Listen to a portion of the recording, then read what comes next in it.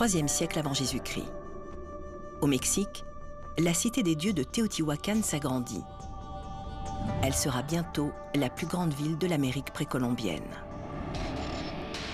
En Égypte, Alexandrie exhibe fièrement un phare qui dépasse les 120 mètres de haut. Et en Chine, des artisans se lancent dans une entreprise extraordinaire.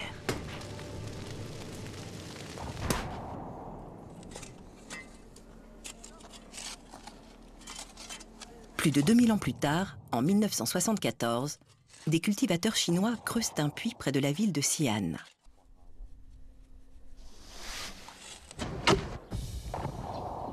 Ils découvrent d'étranges morceaux d'argile qui semblent représenter des hommes.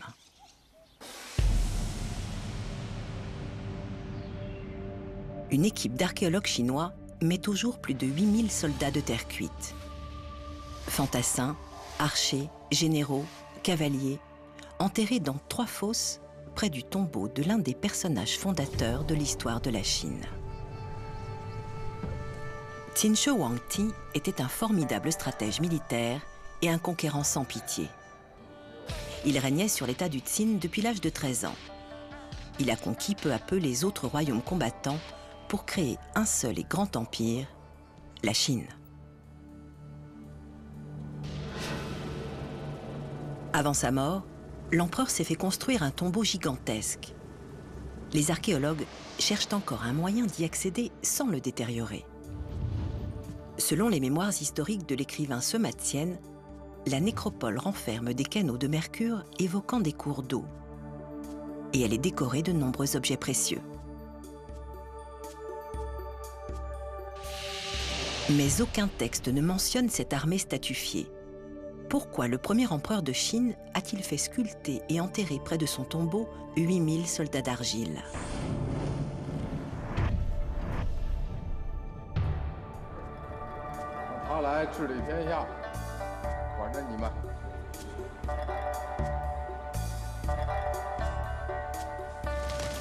Et comment les sculpteurs de l'époque ont-ils réussi à fabriquer autant de statues de 2 mètres de haut et pesant près de 300 kilos?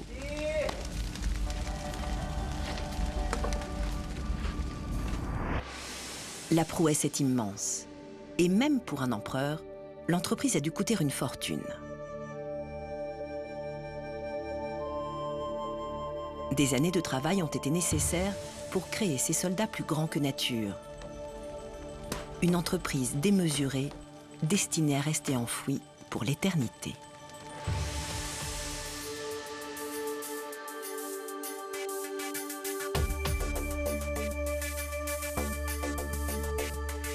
L'empereur Qin a dépensé toute son énergie pour mener à bien ce projet fou.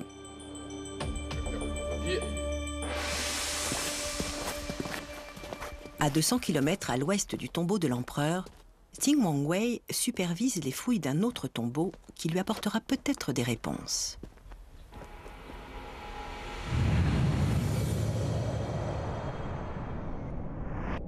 En 537 avant Jésus-Christ, 300 ans avant que l'empereur Qin unifie la Chine, cette fosse a accueilli le tombeau du duc Ting.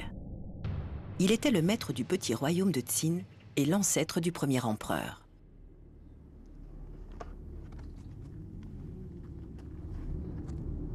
Ces casiers en bois témoignent d'un événement tragique qui s'est produit le jour de la mort du souverain. Le meurtre rituel de tous ses sujets. Quand le duc Qing est mort, il a entraîné 186 personnes avec lui. Elles ont été enterrées dans ces cercueils. Chaque cercueil était numéroté et chaque victime portait aussi un numéro. Les corps ont été enterrés dans les cercueils correspondants. Leur emplacement était prédéfini. Une place de choix était attribuée aux ministres et aux femmes du roi, à côté de sa tombe. Tout autour, les cercueils plus simples contenaient les dépouilles des artisans, des gardes du corps du roi et de ses autres sujets. Tous ont été tués pour servir leur maître, dans la vie comme dans la mort. C'est peut-être le sacrifice humain le plus important jamais découvert en Chine. Mais ce n'est pas le seul.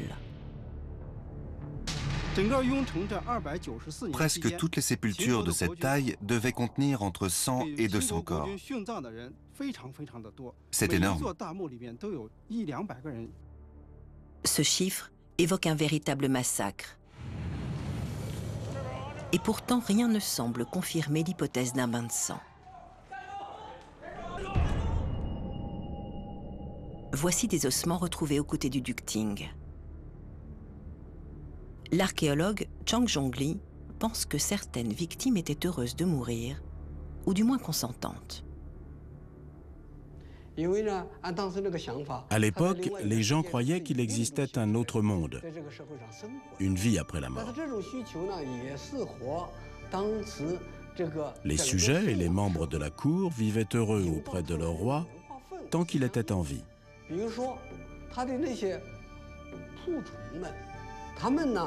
Ça leur semblait logique de le suivre dans la mort. Pour eux, la mort était une autre forme de vie. Certains étaient terrorisés et ne voulaient pas mourir. Mais d'autres ne trouvaient plus aucun sens à leur vie sans leur maître. Et ils voulaient le suivre dans la mort. Ils considéraient cela comme un immense honneur. Mais comment tuer honorablement ces fidèles sujets? La réponse se trouve dans les ossements des victimes. Ceci est un crâne humain retrouvé dans un des cercueils du tombeau. On a analysé la composition chimique des os du crâne et découvert qu'il contenait de l'arsenic. Mais il n'y avait pas de traces d'arsenic dans la terre autour des cercueils, ce qui ne laisse qu'une seule possibilité. Le duc Ting a fait empoisonner ses plus fidèles sujets.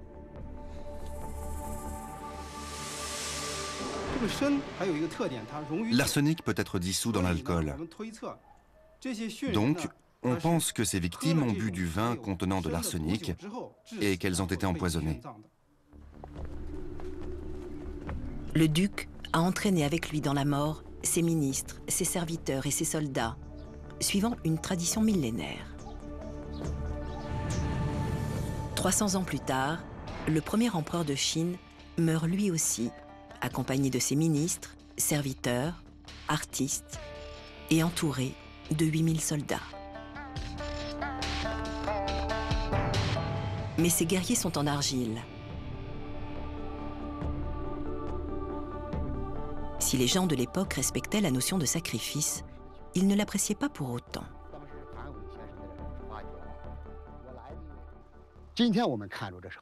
Aujourd'hui, on regarde le sacrifice comme quelque chose d'inhumain.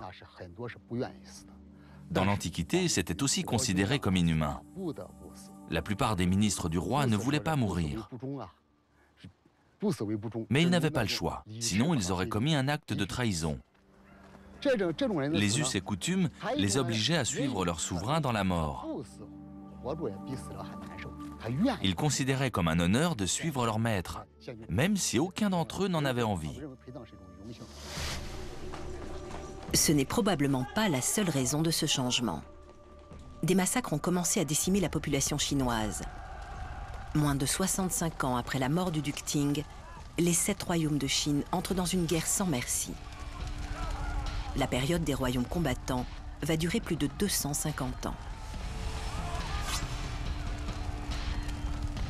Les victimes se comptent par milliers et la population chute dangereusement. Sacrifier les sujets par centaines au nom d'une vie dans l'au-delà devient un luxe.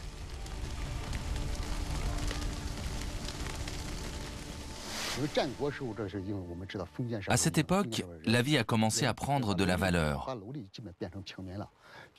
Après des années de guerre, les populations avaient considérablement diminué. Les royaumes luttaient pour maintenir leur population à niveau, car elle était synonyme de productivité. Quand l'empereur Qin met fin à plusieurs décennies de guerre en unifiant la Chine, les sacrifices humains sont devenus rares. Et les souverains ont déjà trouvé des moyens plus humains de s'assurer une vie dans l'au-delà.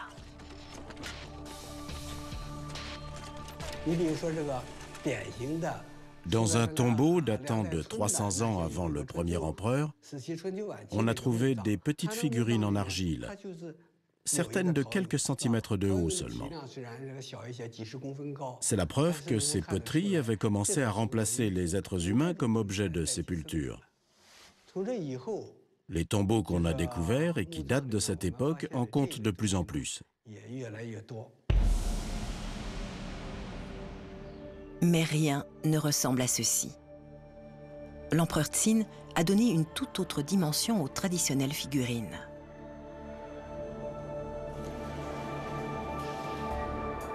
Ces statues dépassent la taille humaine et aucune n'est identique.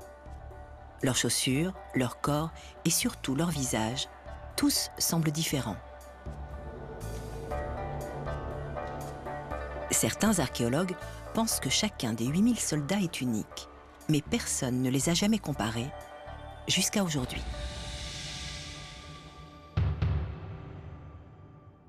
À Wellington, en Nouvelle-Zélande, un spécialiste en reconnaissance faciale s'apprête à faire une toute nouvelle expérience. Il travaille avec un logiciel spécial. Il est utilisé en Asie et un peu partout dans le monde.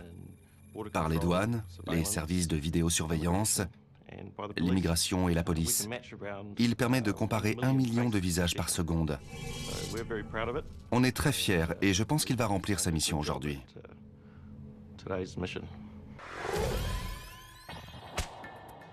Sa mission consiste à analyser les visages d'une centaine de soldats et de comparer les yeux, le nez ou la bouche pour tenter de trouver des sosies.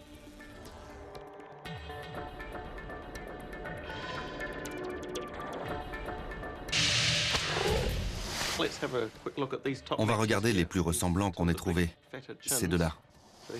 Les contours du menton sont les mêmes. La bouche est à peu près au même endroit. Le nez est légèrement différent. Et les yeux et les sourcils sont très différents. Il y a tout un échantillon de visages et chacun est unique. La forme de la tête est différente. La moustache est différente. Les yeux sont très différents. Celui-là a l'air triste. Regardez ses sourcils, il les fronce presque. Celui-là est très jovial. Regardez les yeux et les sourcils. Celui-là a le nez aplati. Celui-ci est plus équilibré. Il peut y avoir des similitudes entre les soldats au niveau du menton, de la bouche, du nez. Mais ils sont tous uniques. C'est vraiment fascinant. Et je n'en reviens pas qu'ils aient réussi à faire autant de statues et qu'elles soient toutes différentes. 8000 soldats, tous uniques. On ignore s'ils sont à l'image des vrais soldats de l'empereur ou s'ils sont le fruit de l'imagination. Mais une chose est sûre, sculpter 8000 statues aussi détaillées une par une est un travail titanesque.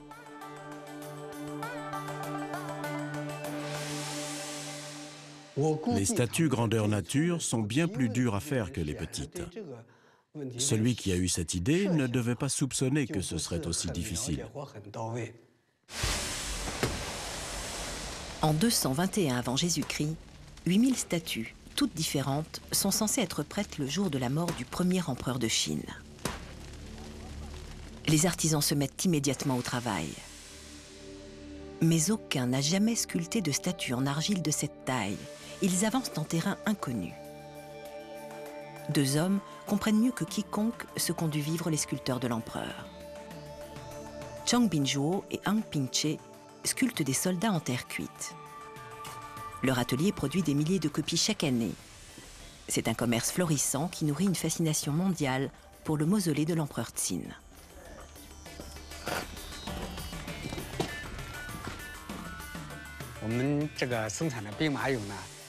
Nos soldats en terre cuite sont exportés vers des pays comme les États-Unis, l'Allemagne, le Japon, le Royaume-Uni ou la France.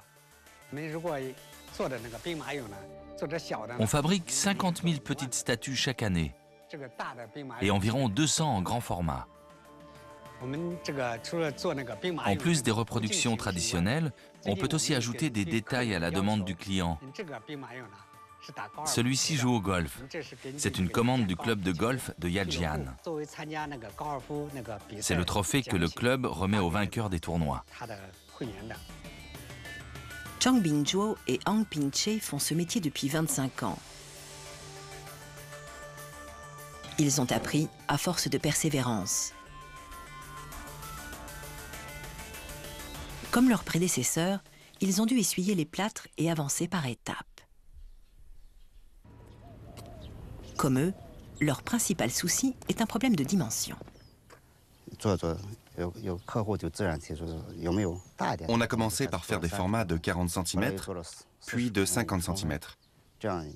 Puis on est passé à ce format-là, environ la moitié d'un homme, 1 mètre.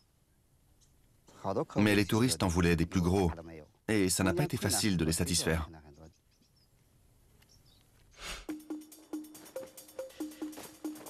Règle numéro 1, utilisez la bonne argile. Une petite figurine se sculpte dans n'importe quel type d'argile. Mais un soldat de l'empereur mesure presque 2 mètres et pèse 300 kilos.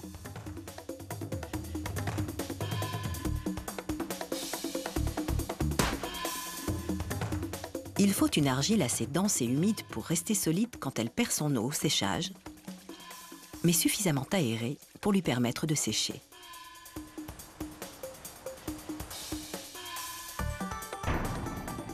Aujourd'hui, comme il y a 2000 ans, la réussite de l'entreprise repose sur la qualité et la résistance de l'argile.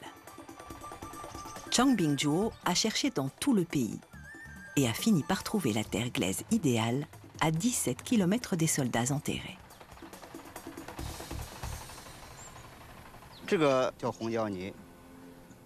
C'est de l'argile rouge. Elle est collante et solide. On a cherché partout, mais on n'en a trouvé nulle part ailleurs en telle quantité. Il y en a beaucoup ici. Et c'est cette argile qu'on utilise pour faire nos statues.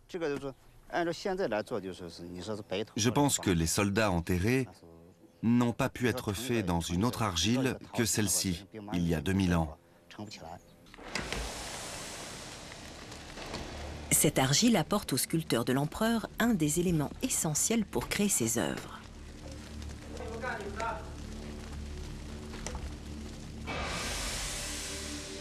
Reste à trouver un moyen de fabriquer les statues par milliers, et le plus vite possible. L'empereur Xin est mort en 210 avant Jésus-Christ, seulement 11 ans après avoir commandé son armée de terre cuite.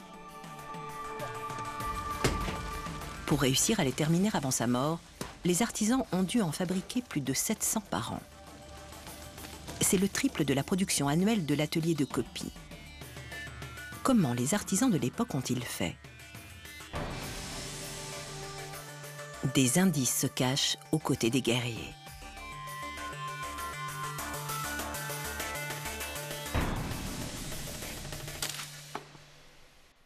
Yang Fushi appartient à une longue lignée de fabricants d'arbalètes. Il reproduit des armes antiques comme celles tenues en main par certains soldats enterrés. Encore aujourd'hui, la pièce la plus difficile à réaliser est la gâchette métallique de l'arbalète. Yang Fushi a une profonde admiration pour les hommes qui les fabriquaient il y a 2000 ans. On a trouvé une gâchette dans une ville et une autre gâchette ailleurs, 3000 km plus loin. Certaines pièces sont interchangeables. En d'autres termes, ce sont des pièces standardisées. Je ne sais pas comment ils ont fait pour fabriquer ça. Encore aujourd'hui, ce sont des pièces très difficiles à faire, même pour les artisans les plus chevronnés et les plus doués. L'archéologue Liu Changcheng est spécialiste des armes trouvées avec les soldats de terre cuite. Et lui aussi est impressionné. On a trouvé plus de 30 000 têtes de flèches dans les fosses. On les a examinées et on a découvert qu'elles avaient toutes moins d'1 centimètre de différence. Certaines n'avaient même que quelques millimètres de différence. C'est infime. On sait maintenant que la fabrication des armes était standardisée. Les fabricants d'armes de l'empereur Qin signaient leurs œuvres, tout comme les sculpteurs. L'archéologue Yuan Chongyi a identifié leurs noms. Les artisans ont signé chaque statue à l'endroit le moins visible possible. Ils ont signé là parce qu'ils ne voulaient pas qu'on voie leur nom. Apparemment, ils n'avaient pas le choix, même s'ils voulaient rester anonymes. Cela permettait à leurs supérieurs de contrôler leur travail. Si la statue n'était pas faite correctement, les artisans pouvaient être obligés de recommencer. Dans le pire des cas, ils étaient même jetés en prison ou décapités. Les sculpteurs de l'époque devaient avoir deux qualités: de longues années d'expérience au service de l'empereur et savoir que l'échec était synonyme de mort.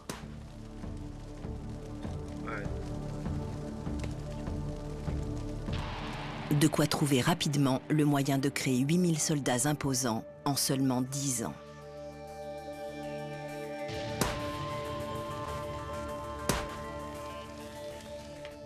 Les fabricants de copies ont appris au fil des ans qu'il n'y a qu'un seul moyen de fabriquer en masse de grandes statues de terre cuite. Il faut remplir un moule, attendre 2 ou 3 heures que l'argile durcisse, démouler le buste et le renforcer avec des planches de bois, le temps de sculpter les détails. Ensuite, il faut fabriquer la tête, les bras et les jambes dans des moules séparés. Laisser l'ensemble sécher pendant 10 à 15 jours et faire cuire les pièces séparément. Les statues sont trop hautes pour être modelées en une seule fois.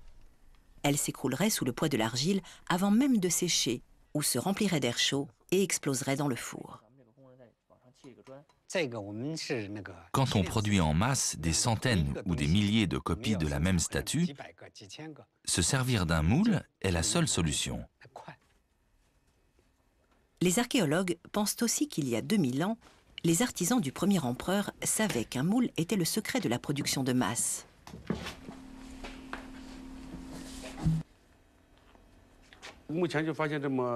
La production de masse est le seul moyen d'expliquer le nombre de têtes de flèches qu'on a trouvées. Il y a très peu de différence entre elles. Je pense qu'ils se servaient de moules pour produire en grande quantité des têtes de flèches pratiquement identiques. Les sculpteurs de l'empereur ont produit ces statues en masse grâce à des moules, comme les fabricants de copies aujourd'hui. L'énigme semble donc résolue. Mais non.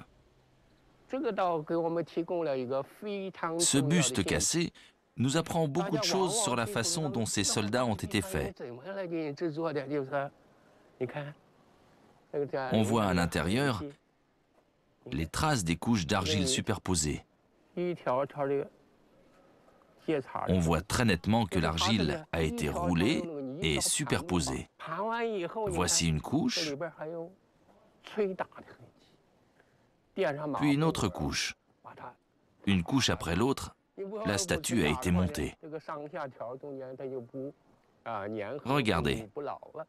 Une couche, une couche, une couche, superposée ainsi à partir du bas. C'est comme ça que les soldats ont été fabriqués.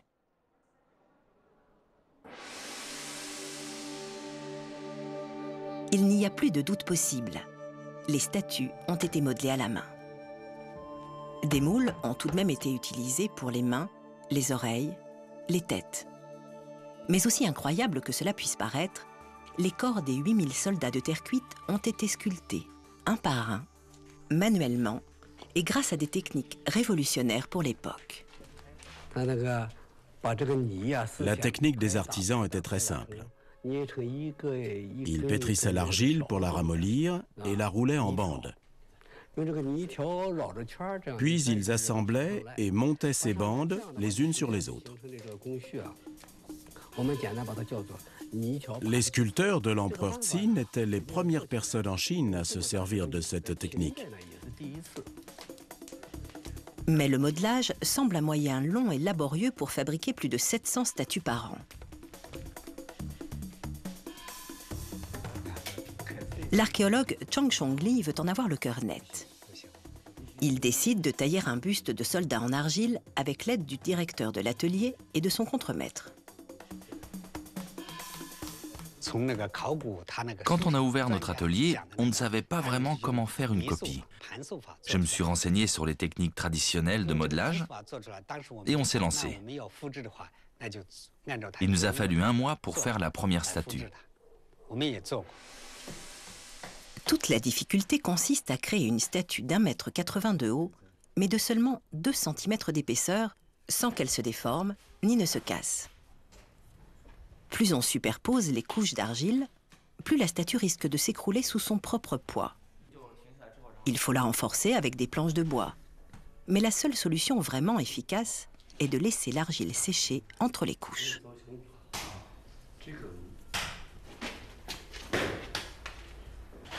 Il faut donc suspendre le travail, mais pas trop longtemps pour éviter que l'argile ne se fissure.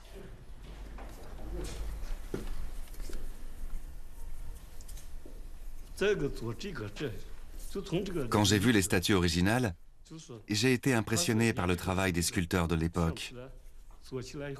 Ma première statue s'est effondrée 3 ou 4 fois. Aujourd'hui, sculpter un soldat à l'aide d'un moule prend 10 à 15 jours. En modeler un à la main peut prendre 1 mois entier. Et pourtant, malgré la lenteur du processus, les sculpteurs de l'empereur ont préféré la technique du modelage à celle du moulage. C'était le seul moyen de réaliser 8000 statues, toutes différentes les unes des autres.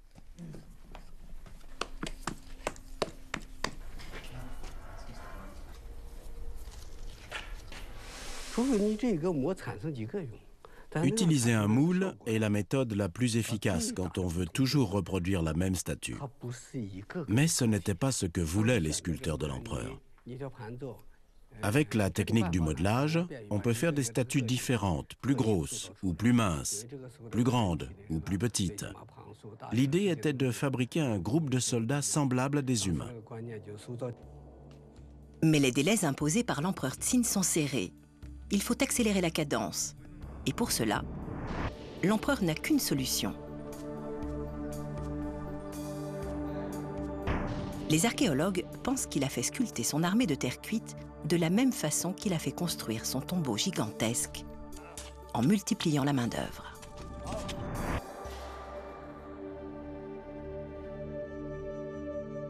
« 87 noms différents sont gravés sur les statues, ce qui veut dire que 87 maîtres artisans ont été engagés par l'empereur. Chaque maître a sous ses ordres une équipe d'apprentis, probablement une dizaine, soit 87 équipes et près d'1 millier d'ouvriers. À raison d'une statue par mois, chaque équipe peut fabriquer 12 soldats par an et 8000 soldats en 8 ans. Malheureusement, multiplier la main-d'œuvre ne permet pas de lutter contre un problème majeur qui menace les délais de production.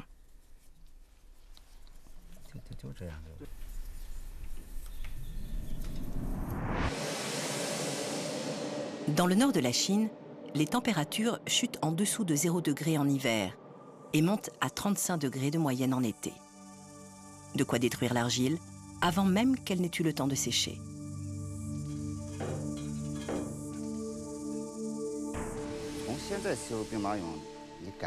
D'après mon expérience, je pense que la technique de modelage utilisée il y a 2000 ans ne pouvait pas fonctionner par des températures aussi extrêmes. Idéalement, la température doit être maintenue aux alentours de 20 degrés. Sans chauffage ni climatisation, les sculpteurs de l'empereur sont confrontés à un choix difficile. Trouver le moyen de maintenir la température à 20 degrés dans leur atelier toute l'année ou arrêter la production pendant 6 mois.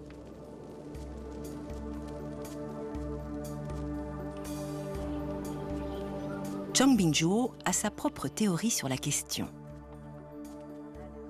Des maisons troglodytes. Elles ont été creusées dans la colline par les paysans qui vivaient près du tombeau de l'empereur Qin. Chaude en hiver et fraîche en été, c'est l'endroit idéal pour vivre à proximité des récoltes.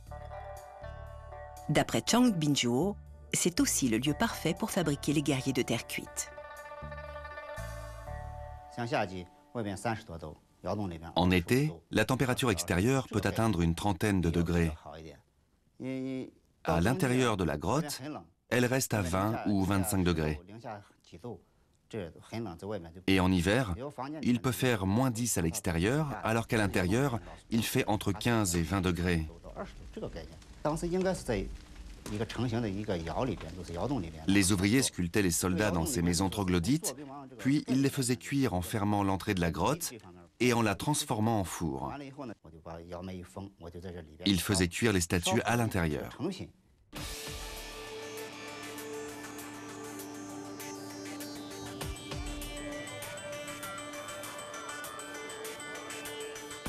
Les indices trouvés dans les fosses montrent que le travail ne s'arrêtait pas à la sculpture des œuvres. Les artisans de l'empereur devaient relever un autre défi esthétique. Aujourd'hui, des spécialistes tentent de reconstituer le revêtement décoratif des statues. Et leur découverte provoque une vive controverse.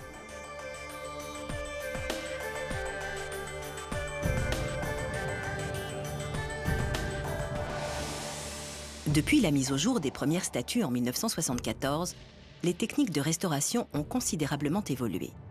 Mais elles ne suffisent pas à empêcher une tragédie.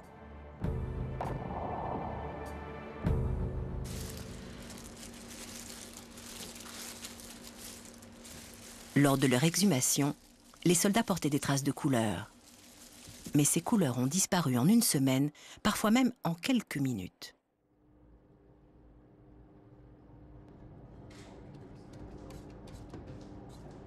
Choche et son équipe font de leur mieux pour sauver ce qu'ils peuvent. Ils restaurent des morceaux récemment exhumés qui dormaient sous terre depuis plus de 2000 ans.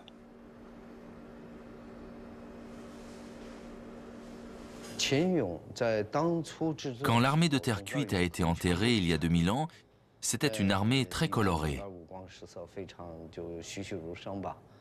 Quand on l'a déterrée, la peinture avait presque entièrement disparu, à l'exception de quelques zones qui étaient en très mauvais état. Et ce qui restait s'est effrité une fois à l'air libre. Depuis des années, des spécialistes chinois et allemands travaillent ensemble pour sauver les couleurs des soldats. Ils n'ont pas encore gagné la bataille, mais ils ont au moins identifié leur ennemi. Une substance sirupeuse à l'odeur puissante, l'un des trésors les plus convoités de la Chine antique, la laque.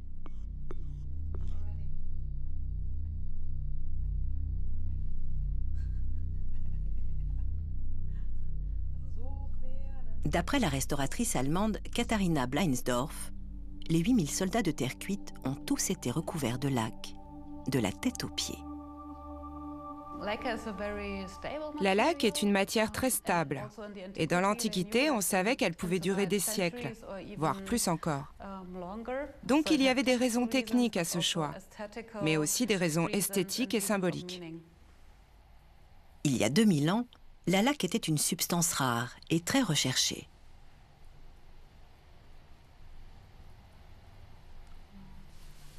C'était l'équivalent du plastique dans l'Antiquité, une résine dure qui protégeait les objets de la détérioration.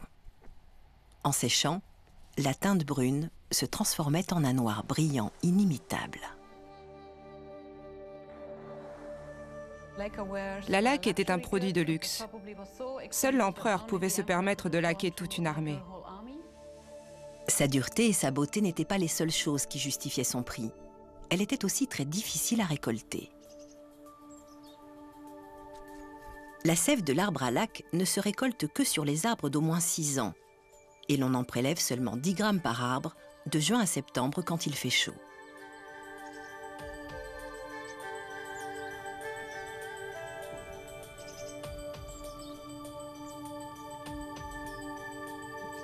Certains experts estiment qu'il faudrait 25 arbres pour laquer un soldat de terre cuite. Il en faudrait donc 200 000 pour laquer la totalité de l'armée d'argile.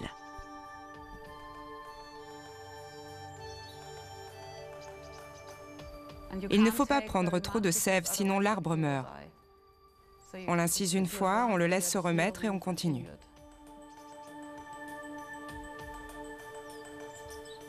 L'arbre à laque et le sumac vénéneux sont des espèces très proches. Toucher un arbre à laque ou inhaler ses vapeurs peut déclencher des réactions allergiques très irritantes. J'ai essayé plusieurs fois de faire des expériences avec de la laque. Au début, il ne se passait pas grand-chose. Mais 2 fois, j'ai fortement réagi au produit. Mes mains et mon visage étaient couverts de plaques. Ça ne fait pas mal, mais ça démange. Et il faut à tout prix s'empêcher de se gratter. Et ce n'est vraiment pas très joli. Souvent, on réagit plusieurs fois. Puis on devient immunisé. Et on ne réagit plus au produit.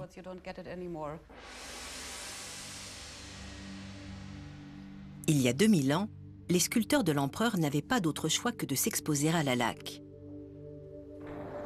Aujourd'hui, les restaurateurs le font malgré les risques. Ils savent que la laque est la clé pour tenter de préserver la couleur des statues.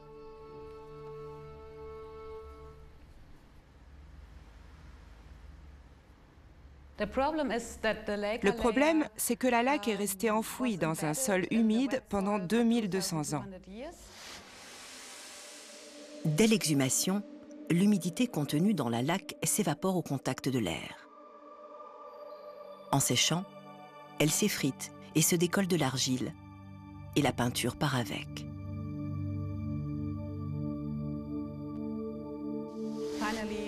Les couches de laque s'écaillent, et il n'y a aucun moyen de les reconstituer sur la terre cuite. La seule solution est de fixer la laque sur l'argile en remplaçant l'eau qu'elle contient par une substance qui ne s'évapore pas. Des scientifiques allemands font un essai avec quelques fragments en les recouvrant d'un plastique utilisé pour étanchéifier les canalisations. Puis, à l'aide d'un accélérateur de particules, ils bombardent le plastique d'un faisceau d'électrons qui permet d'évaporer l'eau et de fixer le plastique à la laque. Mais les archéologues ont trop peu de temps sur le terrain pour utiliser ce procédé. On espère trouver une méthode simple et bon marché, facile à mettre en œuvre au moment des fouilles et qui permettra de conserver la laque dès l'exhumation.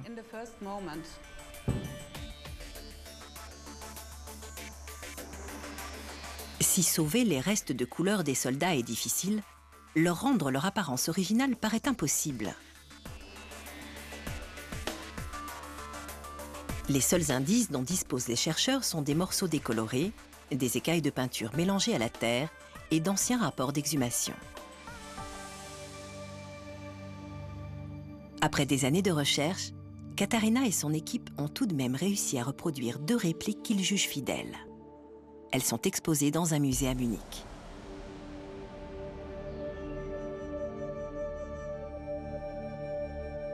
Voici à quoi les soldats devaient ressembler lorsqu'ils ont été terminés, il y a plus de 2000 ans.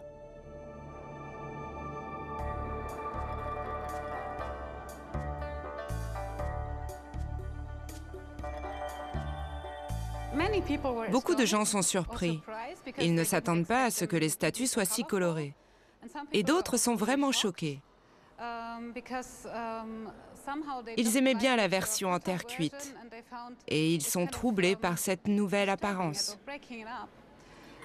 Les gens me demandent souvent, « Mais vous êtes sûr qu'ils étaient vraiment comme ça ?» C'est le résultat de nos recherches, donc on est assez sûr de ce qu'on avance. Il va falloir que les gens s'habituent, parce que bien sûr, on ne va pas les repeindre dans une autre couleur.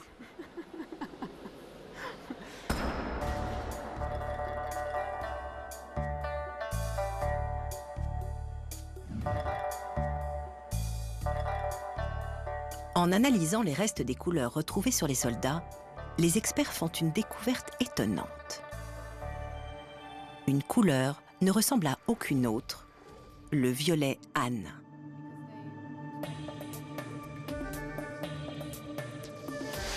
Des chercheurs de l'université de Stanford en Californie l'étudient dans un centre de rayonnement synchrotron, une installation de très haute technologie pour explorer la matière. Les scientifiques passent des fragments du violet Han sous un rayon de lumière plus brillant que le Soleil. Ils veulent connaître la structure qui compose ce pigment. Voilà, ça c'est la première preuve concrète. Chiryu, Apurve Tameta et Nobumushi Tamura sont physiciens et ils tentent d'élucider un mystère archéologique. On est en train d'analyser un amas de pigments de violet Han d'environ 50 microns sur 50 microns, soit la taille d'un cheveu. C'est un échantillon minuscule, mais il nous apprend beaucoup de choses. Le violet Han est l'un des 2 pigments entièrement artificiels produits par l'homme avant Jésus-Christ.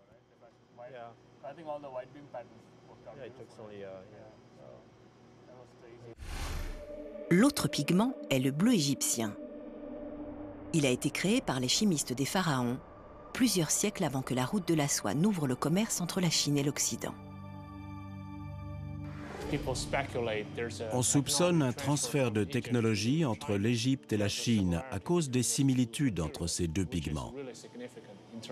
C'est très important en termes de développement et de communication entre 2 civilisations. Le rayonnement synchrotron confirme que le violet Han et le bleu égyptien partagent les mêmes ingrédients à 2 exceptions près. Le bleu égyptien contient du calcium et le violet Han contient du barium. Les Chinois ont également ajouté un ingrédient jamais utilisé par les Égyptiens, de l'oxyde de plomb. C'est la preuve que les Chinois ont inventé le violet Han indépendamment des Égyptiens et qu'il n'y a pas eu de transfert de technologie. Cela nous montre que la technologie utilisée pour fabriquer ce pigment est unique. L'origine du violet Han ne se trouverait pas dans l'art ou dans la science, mais dans la spiritualité. Ce costume funéraire a été conçu pour un grand dirigeant chinois enterré peu de temps après les soldats de terre cuite. Un costume fait de milliers de pièces de jade. Il y a 2000 ans, l'élite chinoise croyait que le jade les rendait immortels. Elle payait des alchimistes pour trouver sa formule et le fabriquer artificiellement. Les alchimistes ont donc créé une imitation du faux jade, à base de barium et de plomb, les 2 principaux ingrédients du violet Han. En cherchant les secrets de l'immortalité, ils ont peut-être inventé cette couleur. Le faux jade et le violet Han semblent partager un destin commun.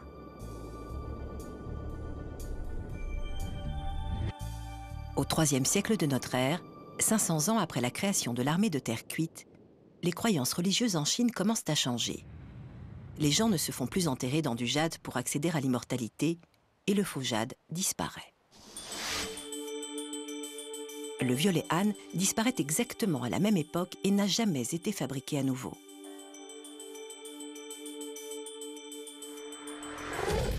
Le rayonnement synchrotron de Stanford a permis de faire la lumière sur les origines du violet Han. De l'autre côté des États-Unis, un appareil tout aussi puissant a également analysé cette couleur et révélé son immense potentiel. À Tallahassee, en Floride, des scientifiques ont découvert que la peinture des soldats de terre cuite n'a pas que des vertus esthétiques. Le Laboratoire national des champs magnétiques intenses, où se trouve l'aimant hybride 45T, est le plus puissant du monde.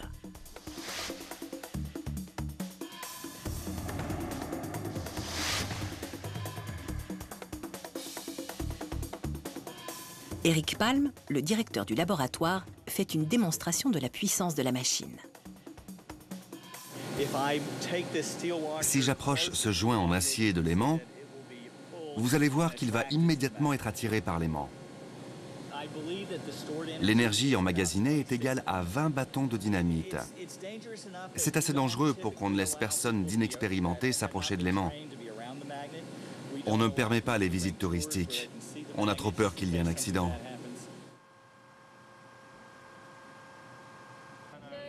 Mais des scientifiques du monde entier, comme Suchitra Sebastian de l'Université de Cambridge, viennent au laboratoire magnétique tous les ans. On doit faire très attention à ne rien avoir de magnétique à quelques mètres de l'aimant. Ça pourrait être fatal. On a vu ce qui pouvait se passer avec une simple clé. Elle est comme arrachée des mains, happée par l'aimant. Il faut être très prudent, car si on a à la main une clé à molette ou une chaise en métal, elle peut tuer la personne qui se trouve sur sa trajectoire. Ce qui n'empêche pas l'hybride 45T d'attirer les scientifiques comme un aimant. L'hybride a des capacités inégalées. Si l'on introduit n'importe quelle matière dans le noyau de l'aimant et qu'on la refroidit à plusieurs centaines de degrés en dessous de zéro avec de l'hélium liquide, la machine dévoile tous ses secrets.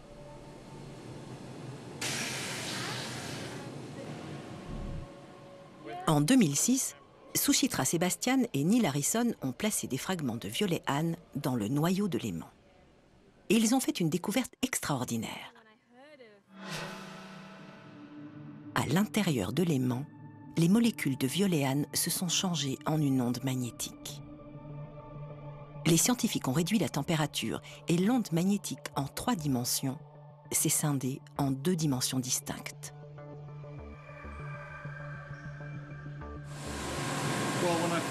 Quand j'ai vu ça, je n'en croyais pas mes yeux. On ne s'y attendait pas du tout. C'était une découverte étonnante.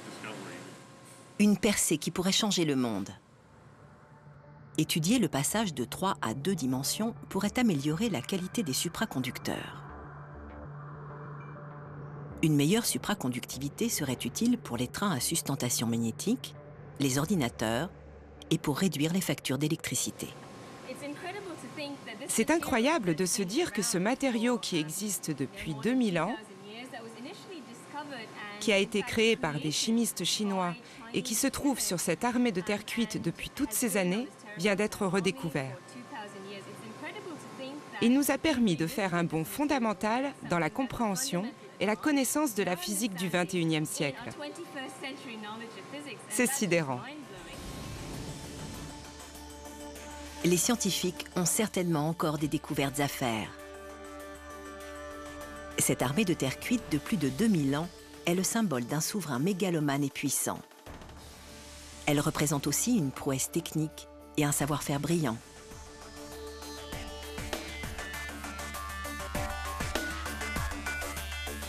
Mais le mausolée de l'empereur Qin renferme toujours de nombreux secrets.